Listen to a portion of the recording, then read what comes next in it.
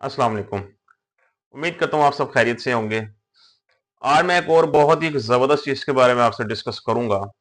ये चीज़ मतलब एक अल्लाह की ऐसी कुदरती एक देन है, जिसके अंदर बहुत ताकत पाई जाती है और ये आम इंसान तकरीबन हर इंसान को बहुत ही पसंद है।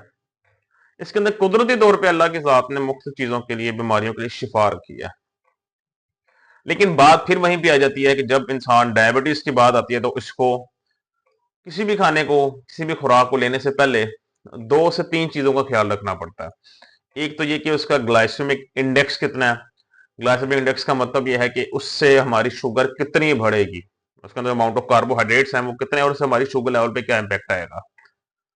उस दूसरा ग्लाइसेमिक लोड को देखा जाता है कि उसके अंदर ग्लाइसेमिक लोड कितना है।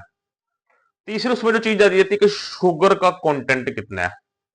इन तीनों को देखकर ही फिर डिसाइड किया जाता है कि ये चीज़ शुगर के मरीजों के लिए मुनासिब रहेगी कि नहीं। तो आज मैं बात करूंगा शहद के हवाले से कि क्या शहद शुगर के मरीज खा सकते हैं या नहीं खा सकते।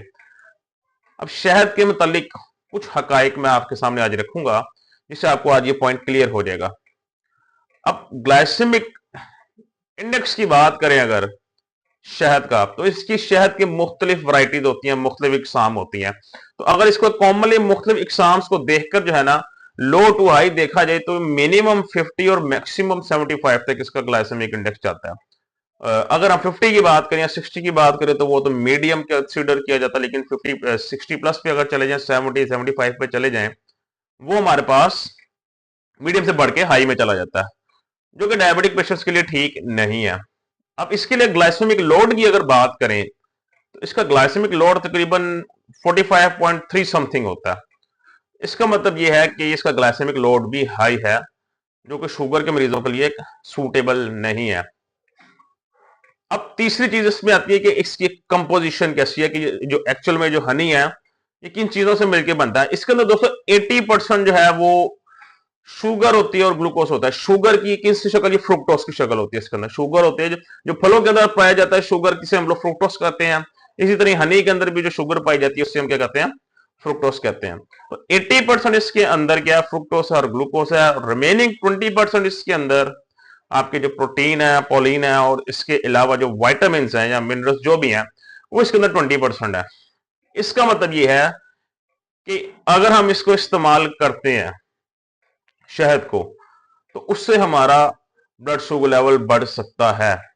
लेकिन यहां पर एक से दो चीजें बड़ी इंपॉर्टेंट मैं और बताता चलूं कि जो एक लेटेस्ट रिसर्च जो आई है इसके बारे में, उसमें यह इंकशाफ हुआ है, उसमें यह चीज एक्सप्लेन की गई है कि अगर आप शहद का इस्तेमाल करते हैं तो वो 1 घंटे के अंदर with in an hour 30 to 60% आपका ब्लड शुगर लेवल बढ़ा सकता है। मिसाल के तौर पे अगर आपका 100 है शुगर, शुगर आपकी 100 पे है और आप इसको शहद का इस्तेमाल करते हैं, तो वो 100 से मजीद इसको 30 to 60% ऊपर मजीद ले जाएगा, मतलब उसको 160 170 तक लेके जा सकता है। लेकिन अब डिपेंड ये भी करता है कि जो मरीज शहद खाना चाहता है उसकी बॉडी कंडीशन क्या है, उसकी फिजिकल कंडीशन क्या है, उसकी फिजिकल एक्टिविटीज क्या है। मिसाल के तौर पे अगर मैं अपनी मिसाल ही ले लूं, एक एग्जाम्पल के तौर पे, तो मैं मिसाल के तौर पे कहता हूँ जी मुझे अगर शुगर है, तो अब मेरी फिजिकल एक्टिविटी और होगी। मैं अगर जिम भी जाता हूँ, वॉक भी करता हूँ, तो मैं अगर ये चीज थोड़ी बहुत अगर मैं खा लूंगा तो मेरी बॉडी पे इतना खासा इंपैक्ट नहीं आएगा, बिकॉज मैं फिजिकली एक्टिव हूँ। अब एक पर्सन है, वो एजेड पर्सन है, उसकी एज 50 प्लस है, उसकी कोई फिजिकल एक्टिविटी इतनी नहीं है, वो फिजिकली एक्टिव नहीं है, तो वो अगर कोई ऐसी चीज का इस्तेमाल करता है, इस्तेमाल करके मतलब अपने बिस्तर पे रहता है, तो वो उसको ज्यादा बुरी तरह इंपैक्ट क्रिएट करेगी।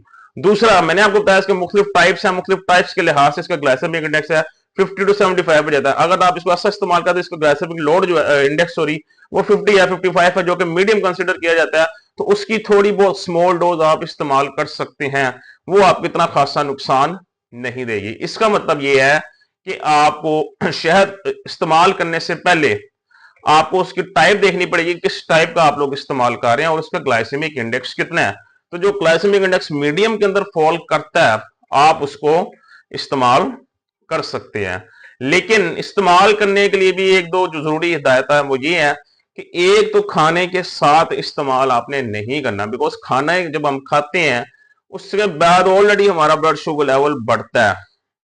तो अगर खाने के साथ अगर आप शहद को भी ऐड कर लेंगे, खाने के साथ अगर आप शहद को भी ऐड कर लेंगे तो उससे क्या होगा, आपका ब्लड शुगर लेवल ज्यादा बढ़ जाएगा, जो आपके लिए कंट्रोल करना मुश्किल हो जाएगा। तो खाना जब खा लिया उसके 2, ढाई, 3 घंटे बाद आप अपना ब्लड शुगर लेवल चेक करें, उसके बाद आप इसको जो है वो एक आधा चम्मच जो है वो इस्तेमाल कर सकते हैं, ट्राई कर सकते हैं। आप इसे दूध में डाल के भी ले सकते हैं, बिकॉज जब गुड फैट्स के साथ भी आप इसको ले सकते हैं, दूध के डाल के आप वैसे भी 1 चम्मच इसको इस्तेमाल कर सकते हैं। लेकिन जो भी इसको इस्तेमाल कर रहा है कोशिश करिए कि प्योर खालिस हो।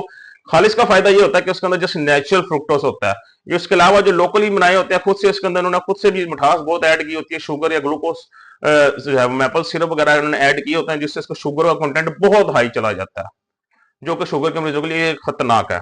तो एक तो प्योर खालिस हो, दूसरा जब आप इस्तेमाल करें, इस्तेमाल करने के आधे घंटे पौने घंटे बाद, मतलब 30 से 45 मिनट बाद अपना ब्लड शुगर लेवल आप लोग चेक करें कि इसका आपके ब्लड शुगर लेवल पे कितना इंपैक्ट आया। अगर तो बहुत ज्यादा हाई कर देता तो आप लोग थोड़ा है क्रम इसको छोड़ दें। अगर देखने को इतना खास फर्क नहीं है, नॉर्मल की रेंज में या 10 20 30 यूनिट बने हैं, तो वो एक मामूली सी बात है, इसको कोई इतना खासा रिस्पॉन्स करने की जरूरत नहीं है। क्योंकि हर बॉडी का मेटाबॉलिज्म अलग है, हर बॉडी की रिक्वायरमेंट अलग है, हर बॉडी की जो है वो फिजिकल कंडीशन अलग है, हर बंदे की फिजिकल आपकी जो वर्किंग है वो अलग है।